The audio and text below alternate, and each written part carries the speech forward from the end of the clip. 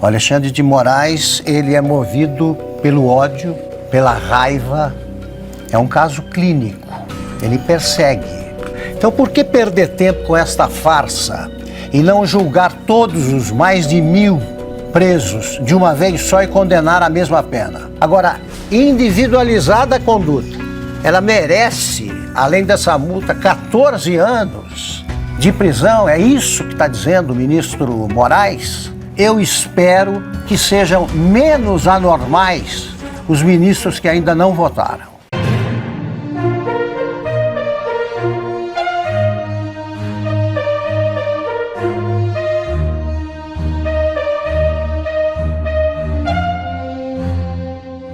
Mendonça vota para afastar Moraes e Dino, mas é vencido por 9-1. É isso mesmo. O ministro indicado por Bolsonaro foi o único do Supremo Tribunal Federal a votar para afastar Alexandre de Moraes do julgamento da denúncia da PGR sobre a tentativa de golpe de Estado contra o ex-presidente Jair Bolsonaro e outras 7 pessoas.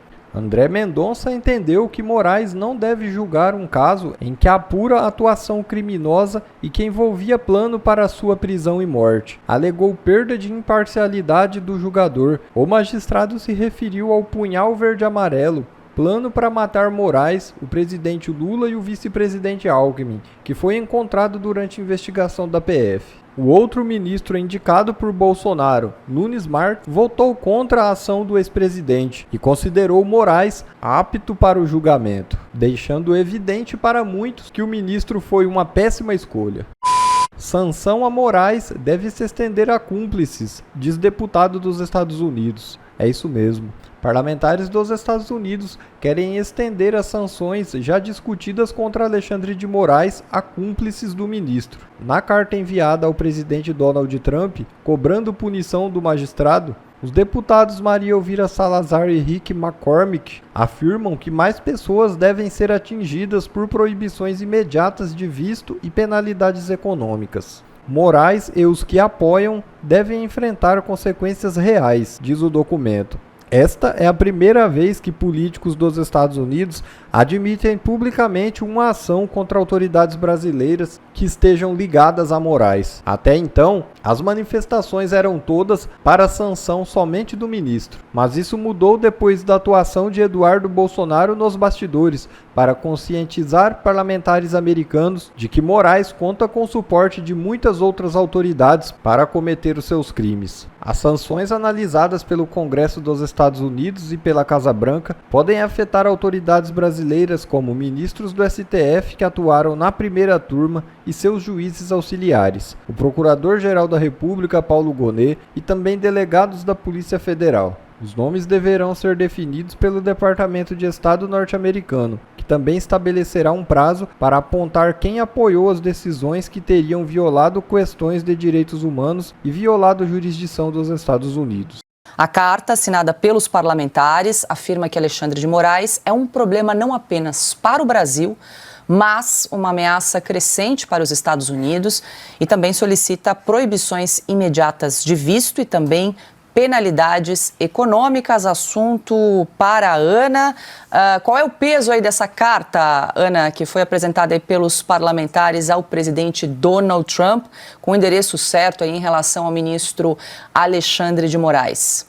Paula, o peso dessa carta, ele é grande e vejam vocês, principalmente por causa da decisão do deputado Eduardo Bolsonaro de ter ficado aqui nos Estados Unidos. Se as coisas andavam devagar, e aqui as coisas andam devagar, porque aqui existe um imenso respeito a qualquer processo legal, à Constituição americana, as coisas deram uma acelerada significativa depois da decisão do Eduardo Bolsonaro. Foi uma decisão muitíssimo acertada, porque jogou mais luz ainda no regime totalitário ao qual o Brasil está submetido, né? O regime alexandrino, digamos assim, e com a conivência e o silêncio de muitos no Supremo Tribunal Federal, muitos no Senado, muitos na Câmara também, agora até o presidente da Câmara fazendo discurso pró-democracia, está tudo bem, não tem nada para olhar aqui. Parece até que foi o próprio Alexandre de Moraes que escreveu aquele discurso do deputado Hugo Mota essa semana. E, Paula, eu conversei ontem, que eu estava de folga, conversei longamente pelo telefone com um assessor importante do Senado aqui dos Estados Unidos, e ele relatou que outros nomes estão entrando no radar da Lei Magnitsky. Esses nomes incluem, inclusive, o Paulo Gonet, da PGR, assim como o delegado da Polícia Federal, Fábio Schor, aquele que, né, nós sempre falamos aqui das ações dele em relação, principalmente à prisão do Felipe Martins.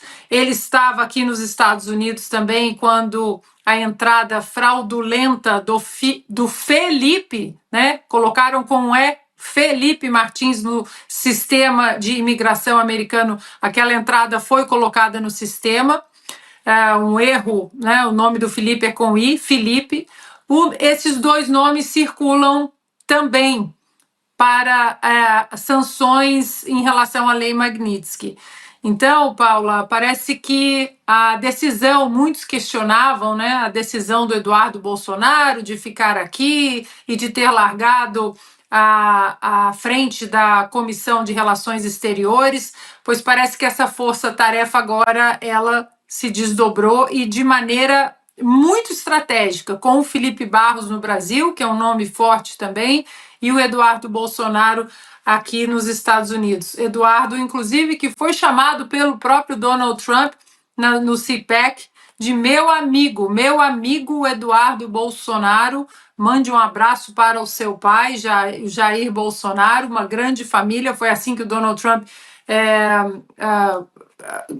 convidou, né, o Eduardo Bolsonaro até a se levantar. Ele recebeu o aplauso das pessoas. Eduardo, que é amigo de um dos filhos do Donald Trump.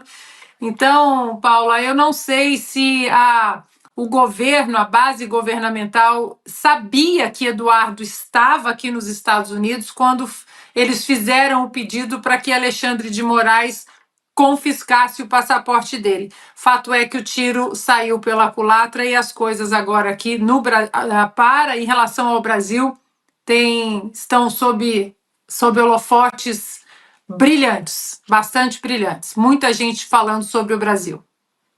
Pois é, Alexandre, Brasil, pauta internacional, infelizmente, não por bons motivos, né? E a Ana bem lembrou, essa semana tivemos aí essa decisão do deputado Eduardo Bolsonaro de permanecer nos Estados Unidos. E aí, no mesmo dia também que ele anuncia a sua permanência nos Estados Unidos, o Procurador-Geral da República se manifesta pelo arquivamento ali do pedido da retenção do passaporte. Na sequência, o arquivamento pela decisão do ministro Alexandre de Moraes em relação a esse caso, né? Uma notícia-crime que foi apresentada pelo PT pedindo a retenção do passaporte de Eduardo Bolsonaro. Enfim, muita coisa acontecendo tanto no Brasil quanto internacionalmente. O PT gosta de censurar, inclusive impedir que as pessoas circulem pelo mundo. Ele é um representante, foi eleito representante de uma parte do povo paulista, né? E para calar a boca dele, então tira o passaporte, ele não vai poder mais ir lá. É o único lugar em que o brasileiro está podendo recorrer contra essa, vamos chamar de crise institucional, para ser um pouquinho de eufemismo, né? Já que o Senado, caberia ao Senado, e o Senado não faz nada. Agora, com essa viagem do presidente do Senado, presidente da Câmara com Lula para o Japão, depois do jantar na casa de Alexandre de Moraes, eu lá no artigo 2º da Constituição diz que os poderes são independentes e harmônicos. O Legislativo está nota 10 em harmonia e nota 0 em independência. Então, a gente vê aqui, eu estava com a carta aqui, né? A carta do dia 25. Está muito claro aqui dizendo que o juiz Alexandre de Moraes, né, tornou o Judiciário do Brasil uma arma para esmagar a oposição, proteger o presidente Lula e preparar tudo para a eleição de 2026 antes que seja depositado o primeiro voto.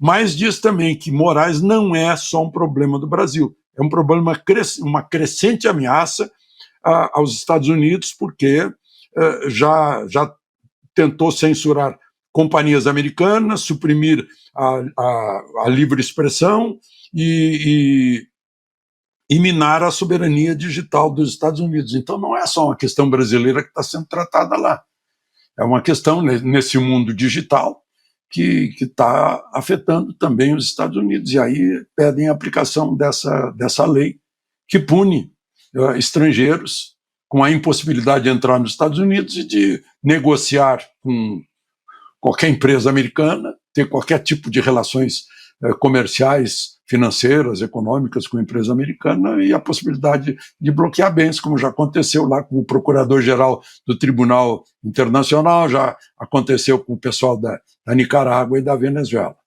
Então, a imposição da liberdade, da democracia, daquilo que o Brasil assinou lá na Convenção da Costa Rica, de São José da Costa Rica, né? Compromisso com as liberdades básicas, com os direitos humanos individuais, tudo aquilo que está vigorando no Brasil, segundo a última versão mítica de Hugo Mota.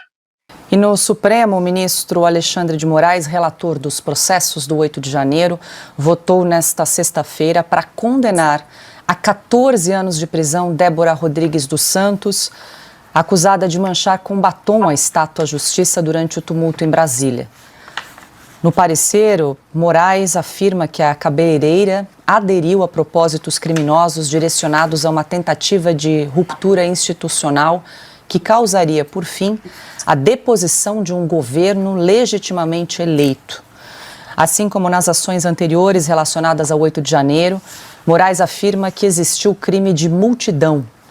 Na visão do ministro, todas as pessoas presentes durante os atos devem ser consideradas responsáveis pelas ações. Moraes também estabeleceu o pagamento de multa de 30 milhões de reais pelos estragos causados aos prédios públicos. O valor deve ser dividido entre os demais condenados no episódio. Ana Paula Henkel, muito boa noite. Dia bastante triste. Hoje a gente traz essa notícia, né? O ministro Alexandre de Moraes, como relator, foi o primeiro a votar no caso da cabeleireira da Débora dos Santos, uma mulher de 36 anos, mãe de 2 filhos, condenada a 14 anos de prisão. Ana, vale lembrar que esse julgamento virtual ele segue durante toda a semana, com previsão de término no próximo dia 28 de março, sexta-feira, para que os outros ministros também possam votar em plenário virtual. Eu trouxe aqui, hoje somos todas Débora dos Santos, porque realmente é um dia muito triste. Boa noite, Ana. Tá aqui, Paula. Essa notícia acho que acabou com o dia de todos nós. Um batom. Isso aqui, colocou uma mulher na mira de uma justiça ou injustiça, como queiram, nefasta. Colocou na mira 14 anos de prisão. Ela pode passar 14 anos na cadeia, trancafiada, por causa disso. Um batom. Boa noite, Paula. Alexandre, meu mestre Augusto Piotto, nossa audiência. É tão difícil comentar isso, Paula, principalmente porque eu acho que todos nós, em algum momento hoje, nos deparamos com o vídeo dos filhos da Débora na internet. Uma mulher que foi até uma manifestação, de uma certa forma, manifestação pacífica. Nós sempre defendemos aqui a punição para os vândalos, aqueles que quebraram, depredaram o patrimônio público, que invadiram os prédios, mas a justiça não está sendo feita como ela deveria ser feita. Alexandre de Moraes, ele perdeu a mão em tudo, né? Acho que não dá para a gente ficar dourando a pílula nessa notícia. O Alexandre de Moraes perdeu a mão, entrou não apenas em justiça, ativismo, mas agora, Paula, tem uma mão pesada de sadismo. O sadismo de condenar uma mulher a 14 anos de prisão por causa de um batom, porque ela escreveu "perdeu mané" com um batom. Isso aqui ele considerou uma arma inflamável. Vejam vocês, não se pode então viajar de avião com um batom na bolsa, porque é inflamável, é uma arma de puro terrorismo. E aí vocês comentavam, né, sobre o ministro Lewandowski, que disse que, puxar as aspas aqui, esse fenômeno, a minha expressão foi pensada fora de contexto, que as polícias têm que ser melhor remuneradas, para que não haja esse fenômeno do judiciário eventualmente ter que corrigir erros de prisões que não foram feitos de acordo com a lei.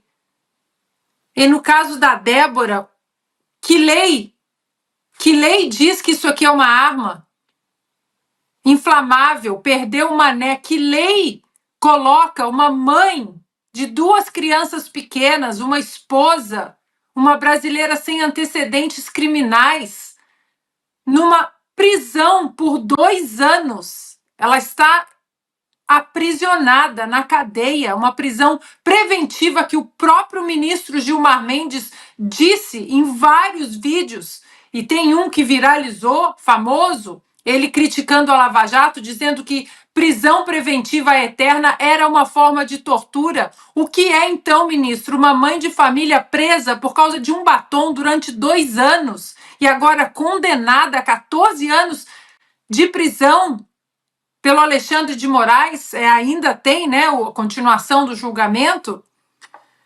enquanto a Elise Matsunaga, que matou, esquartejou o marido, foi condenada a 16 anos de prisão.